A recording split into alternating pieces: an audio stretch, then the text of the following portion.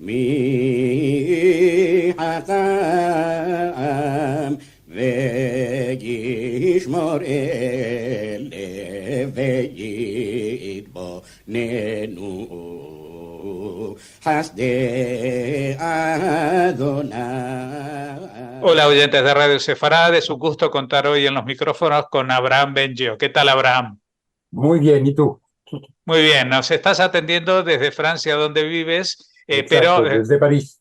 desde París, pero tú creo que naciste en Madrid o en España al menos, ¿no? No, nací en Tánger.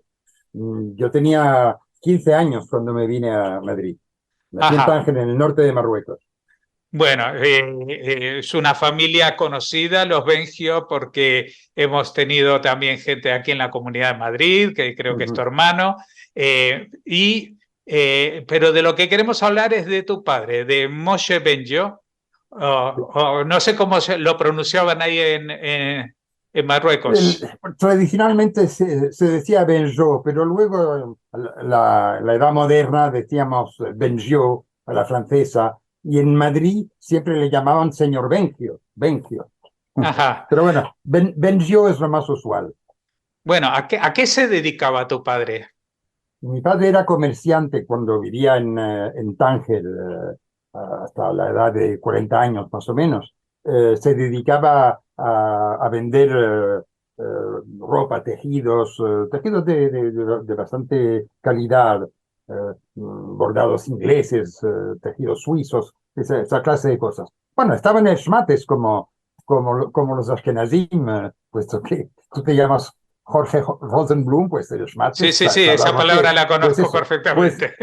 Pues igual, mi padre se dedicaba al Schmates, pero ya no en Madrid, porque él, como era religioso, no quería abrir el almacén el sábado, ni en las fiestas, y era difícil en Madrid trabajar sin abrir el sábado. Y entonces se empleó en distintos, hizo muchas cosas. Acabó como contable en una empresa. Bueno, de todas maneras, a pesar de lo apasionante que haya sido su vida, queremos hablar de una historia muy personal, porque tu padre era un paitán. ¿Qué es un paitán? Cuéntanos. Sí. Bueno, mi padre era paitán y era también en Madrid, fue toda su estancia en Madrid, sheikh de la Hebra Kadisha. Él se ocupaba de la Hebra Kadisha de Madrid. No se puede decir que la fundó, ya existía cuando nosotros llegamos a Madrid, pero él la desarrolló y se podría decir, la profesionalizó. Pero efectivamente es más conocido como paitán. El paitán en la sinagoga es el que canta los piyutim. Entonces me preguntarás qué es un piyut. Exactamente. Piyut es una palabra que viene hebrea, pero que viene del griego poietes, poeta. Y los piyutim son poemas paralitúrgicos, o sea que no están en la liturgia, no forman parte de la liturgia propiamente dicha, pero en cada ocasión en general alegre, puede ser el Shabbat, puede ser las fiestas, Pesach, Shavuot, Sukkot, naturalmente en Rosh Hashanah y Kippur, etc. Se cantan estos piyutim y también se cantan en fiestas particulares, en las casas, para las bodas, las ejecuciones, cuando alguien se va a poner los tefelim, como decíamos en Tánger, o sea, la bar mitzvah. Esos son los piyutim, son poemas litúrgicos que se compusieron desde la más alta antigüedad y que se siguen componiendo hoy en día. Todavía hay gente que compone piyutim. Pero digamos que la edad de oro del piyut es la España medieval, la España de las tres religiones, en fin, del andaluz. Ese es el momento de máximo auge del piyut en el mundo. Y bueno, piyutim hay de todas clases. Hay algunos piyutim que son tan conocidos que figuran en todos los libros de oraciones, vienen estos piyutim. Y hay otros que no son conocidos más que en determinadas zonas geográficas del mundo. Los piyutim que canta mi padre, muchos de ellos no se conocen fuera de Marruecos o incluso fuera de la zona norte de Marruecos, la zona donde estaban los judíos hispanoparlantes de Marruecos. Y hay piyutim para todas las ocasiones. Y mi padre desde muy, muy joven se sintió una verdadera pasión por los piyutim y lo aprendió de manera, iba a decir, profesional con su primer maestro que estaba en nuestra sinagoga, la sinagoga Rabbi Mordechai Ben Gil de Tánger, era Rabbi Yosef Laredo. Y luego más tarde, en los años finales de los años 50, principios de los 60, con Rabbi Samuel Benatar, también en Tánger. Ahí aprendió piyutim de tal forma que, francamente, no es porque sea mi padre, pero creo que él llegó a ser en los años 80, 90, el máximo conocedor de los piyutim de la tradición judeo-española de Tánger, de Marruecos. Yo diría que en el mundo. En todo caso, no he conocido a otro que tuviera ¿cómo se podría decir? Que fuera un tal experto en estas materias. Ujú. Pero y para hacer un paitán, aparte de esa pasión de querer hacerlo, ¿qué es, hay que tener un gran sentido musical Bueno, o es algo más del estudio? Bueno, mi padre tenía una bonita voz y potente, y, en fin, cantaba bien. Mucha gente aún le recuerda, él falleció en el 2012, en enero del 2012, y mucha gente se acuerda aún de él en la sinagoga de Madrid. Y además lo podrán averiguar si escuchan los piyutim que se acaban de subir a internet en voz de mi padre. Pero él nunca fue un músico en el sentido de que nunca tuvo estudios musicales, ni aprendió un instrumento, ni perfeccionó su voz en ninguna universidad o ningún conservatorio. Él cantaba porque le gustaba y porque así lo aprendió. Entonces tenía bonita voz, bastante oído y una voz potente. Estudió mucho, pero estudiar es estudiar el hebreo, claro, para entender lo que se está cantando, y estudiar los diferentes piyutim, porque lo que hay que saber es que mi padre, por ejemplo, tú le cantabas sin la letra, únicamente una melodía, y te decía, eso es el Kaddish de la segunda noche de Sukkot, si no es Shabbat, porque si fuera Shabbat es de otra manera. Se Y cantaba se de otra conocía, manera. sí, sí, él conocía las tonadas de todos los piyutim de cualquier momento del oficio, de cualquier fiesta judía, según si era tal fiesta o tal otra fiesta, Shabbat o no, y además conocía variantes. Si escuchas lo que hemos puesto en YouTube y en otras plataformas, verás que para algunos piyutim él mismo indica que hay varias maneras de cantarlo, varias variantes según la sinagoga.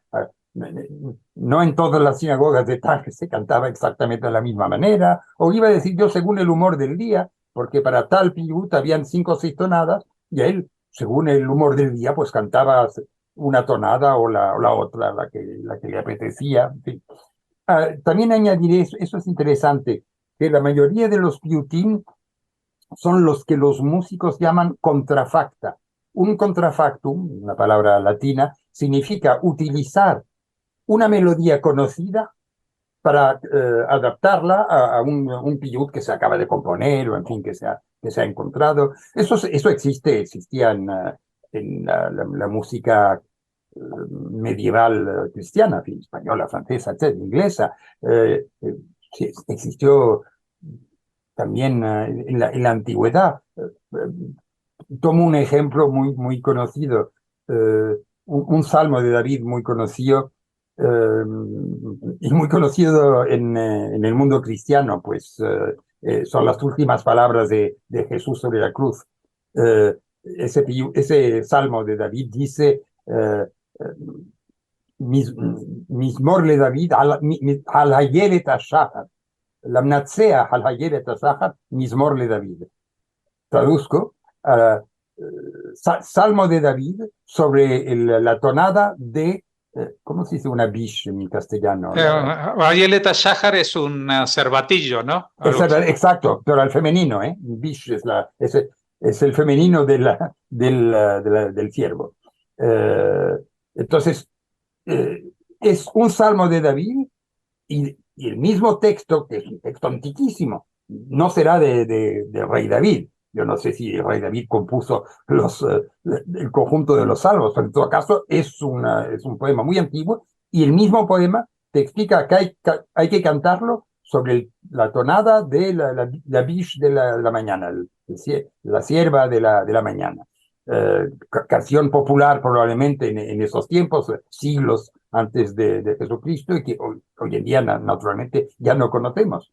Pero eso son las contrafactas. Es el hecho de indicar que para un piyut hay que utilizar la melodía de otro, de una canción popular conocida, etc.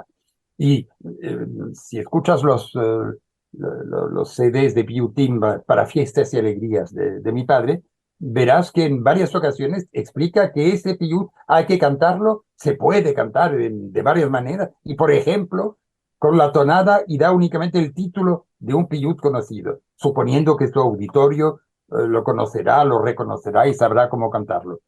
Ujú.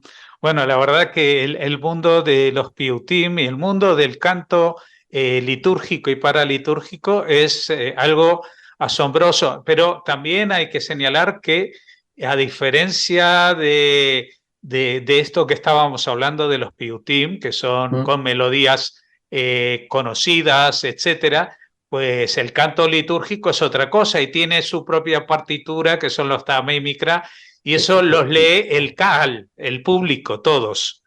En cambio, los piutim no se cantaban todos juntos, ¿no? O la gente se unía un poco en los estribillos. Mira, yo te voy a decir que depende.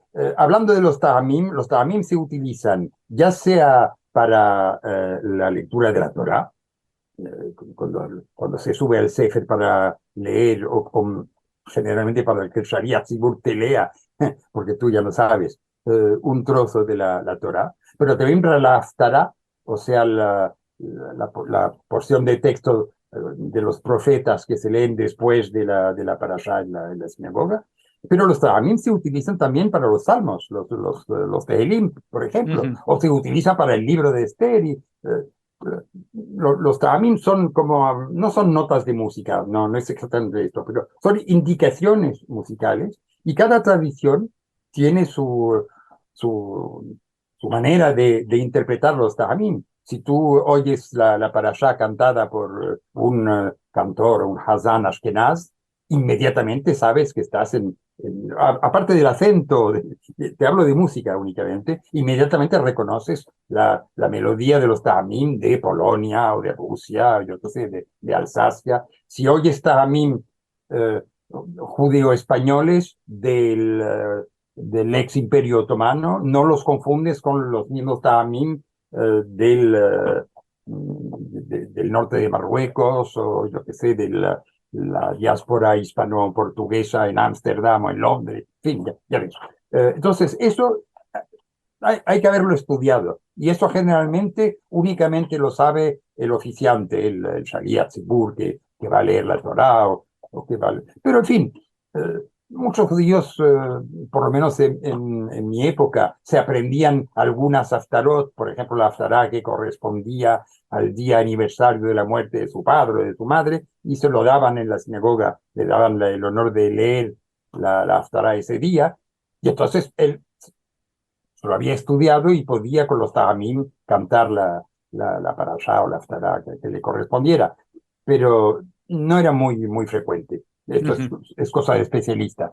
Los piyutim, bueno, el piyut lo canta normalmente el hazán, y entonces el baitán, o sea, el que va a cantar los piyutim, porque él lo entiende, porque él tiene bonita voz, etc. Pero si la gente conoce ese piyut, muy a menudo se une a él y los canta con él, porque son poemas paralitúrgicos, festivos, alegres, no forman parte de la oración propiamente dicha, entonces no tienen la misma relevancia o importancia, digamos, la misma sacralidad que una oración. Entonces sí, se pueden cantar todos juntos. En una boda, si alguna vez has asistido a alguna boda realmente sefarad del norte de Marruecos, cuando traen a la novia, el paitán empieza porque él sabe, él da la tonada y da el tempo, digamos, empieza ya, ya la trena, y todo el mundo se une a él y canta para celebrar a la novia. O sea, los Piyutim, la gente lo canta todos juntos, muy bien. Ujú. Bueno, y aparte tienen otra característica, porque tú lo señalabas antes, no solamente se cantan en la sinagoga, sino que, por ejemplo, los piutín de Shabbat se llevan a la casa a la cena de Shabbat. Exactamente. Y lo cantan incluso personas que no saben hebreo, porque muchas Sí, veces las sí, mujeres no recibían esa sí, instrucción. sí, sí, naturalmente, para ella se inventó lo que se llamó el ladino, o sea, la transcripción, el nombre sabio del ladino es judeo-español calco, es palabras en español puestas debajo de cada palabra en hebreo. Eso no se puede hablar porque es una jerga incomprensible, una sintaxis absolutamente imposible, pero reproduce fielmente, textualmente cada palabra del hebreo. A eso se le llamó inicialmente el ladino. Y después se hizo transliteraciones.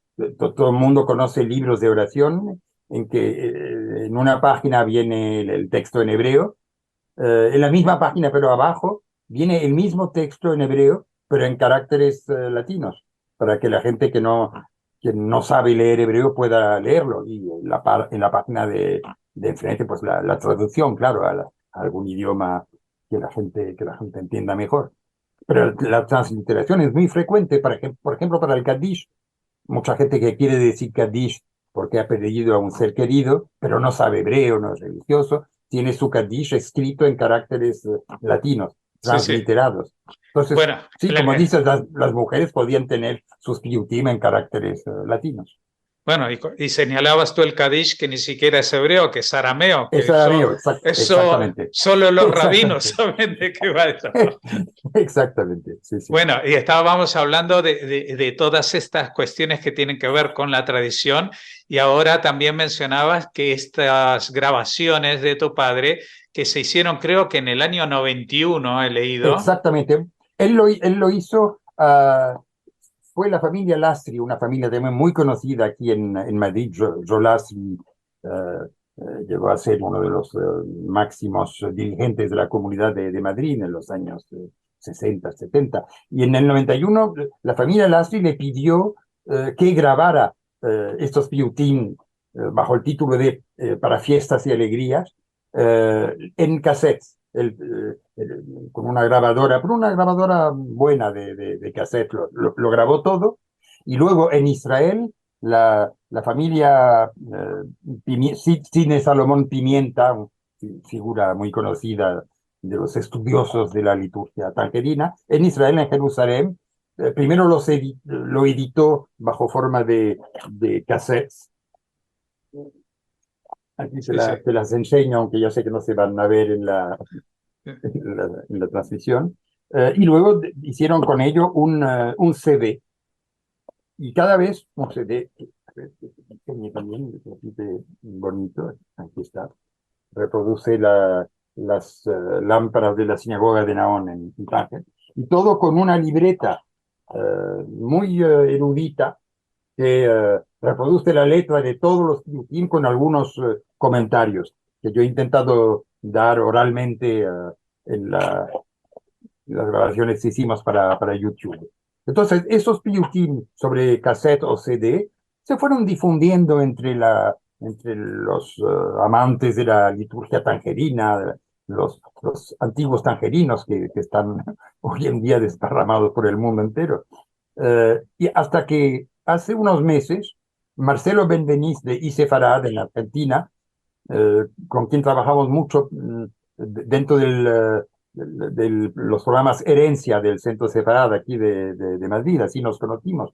Y él oyó hablar de estos piyutim de mi padre, no sé cómo los obtuvo unas cassettes o unos CDs, y me pidió si lo podíamos pasar a YouTube, a otras plataformas de música. Dije que naturalmente encantado, con mucho gusto. Para eso sí hicieron, para eso las grabó mi padre. Y entonces me pidió únicamente que yo las introdujera, que hiciera un pequeño comentario antes en introducción, digamos, y luego para cada capítulo. Hay un capítulo de Pesach, otro de Shavuot, otro de Sukkot, otro de Simchat Torah, otro sobre las Ilulot, los aniversarios de la muerte de rabinos como Rabbi Shimon Bar Yochai,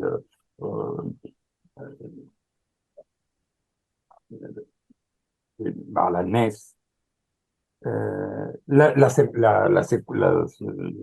los yutim para la circuncisión, para distintas bendiciones, cuando se sube el Sefer, cuando uno se va a poner los tefilim, qué sé yo. Y luego un capítulo final de melodías y plegarias, que son las tonadas especiales para todas las fiestas, pero no ya para los piyutim, sino para oraciones tales como Yigdal, Nishmat, Kadish, Kedushá, etc. Ese conjunto es lo que él llamó piyutim para fiestas de alegría. Pues la verdad que es una obra que nos ha dejado con la boca abierta porque, hombre, que no es habitual que se pueda disponer libremente de un material como este, que hasta hace poco seguramente algunos estudiosos podían tener, aparte de Sí. la propia gente de la Keilah, familia, ¿no? sí, claro, Exacto, claro. las familias. Y estamos muy alegres de que esto finalmente esté a disposición del público. Vamos a poner los enlaces para que la gente lo pueda ver y oír en YouTube, porque ante la falta de imágenes de tu padre grabando, pues sí se ven las páginas de los textos mientras los está leyendo, ¿no? Así que la gente puede seguirlo de alguna manera.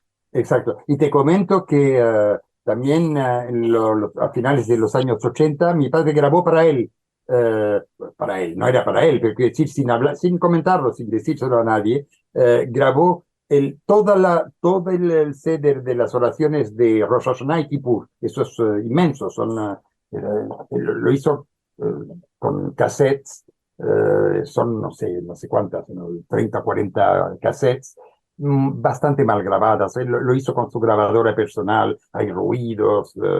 Bueno, yo en los años 2000, yo me dediqué durante un mes a transformarlo en CDs, intentando en la medida de lo posible, no soy yo ningún técnico, en mejorarlo un poco, en quitar los ruidos, etcétera. Bueno, el conjunto se puede oír. Hay que considerarlo más bien como un material etnomusicológico, porque eso se va a perder, naturalmente, la manera en que se cantaba todas las oraciones de Rosh Hashanah y Kippur en Tánger. Y Marcelo Benveniste quiere que lo subamos también a la red, a YouTube, y en eso estamos en este momento. Pues avísanos cuando así sea, porque yo soy de la misma idea de Marcelo, que todo esto son tesoros que si no se pierden. Es que aunque uno tenga un cofre que no sea de oro, sino de cobre, eso también vale mucho y el sonido pues se desvanece con el tiempo y las tradiciones, como dicen en italiano, son muy traicioneras, traditore, dicen. Entonces, la gente conserva, pero conserva lo que su memoria le dice y no siempre es lo que realmente fue. Así que muchas gracias por habernos atendido, Abraham Benjo, o Benjo. Y gracias a ti. Dinos. Dime. No, que gracias a ti y a la radio por valorar esta iniciativa de Isefarad en fin, en el recuerdo de mi padre. Por supuesto, en tu nombre y en nombre de todos los que lo conocieron, e incluso de todos los que lo vamos a conocer a través de estas grabaciones. Exactamente. Muchas gracias. Gracias a ti. שירו שיר בשבח, קהל עם אמוני, ואמרתם זבח, פסח הוא לאדוני, פסח הוא לאדוני, אלוהים צבאות, שעשה עמנו ניסים ונפלאות, שירים והודאות, עודד אדוני, ואמרתם זבח פסח הוא לאדוני, פסח הוא לאדוני, נעשו שפטים בבניהם במסות, באותות ובמופתים, עבדו גוי קראתים מלפני אדוני, ואמרתם זבח פסח הוא לאדוני, פסח הוא לאדוני, נאור אין לו ערך, ישביע מטובו, קל דכפין קל דסריך, נשמת כל חי תברך את שמך אדוני, ואמרתם זבח פסח הוא לאדוני.